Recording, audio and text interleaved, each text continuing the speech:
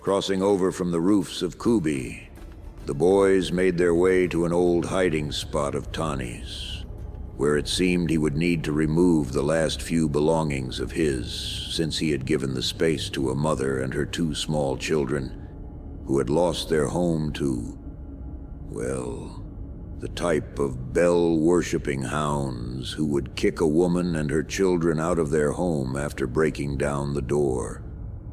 To be fair, it had not been that nice of a place to begin with.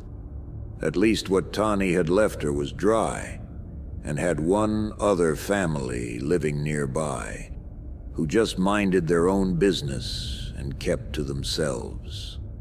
Aziz had apparently come across Tani when he was in the process of relocating. He had spotted a new hideout, and it would have plenty of space for both Tani and Aziz, and perhaps some girls should they find themselves wanting company. And you can believe Aziz was on board with that. However, it wasn't going to be that straightforward. To get back into his old hideout, from where they were now, they'd have to sneak into the Narrows and cross into Ninurta, which was just block after block of sandstone housing for workers and artisans, slave housing and the bunkhouses.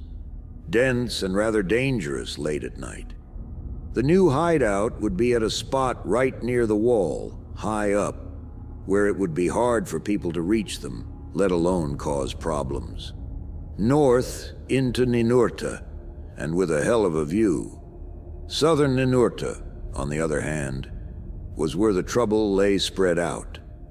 This was the Narrows, a maze of muddy, stagnant canals with crumbling bridges, and half lived in wrecks of buildings by blocks.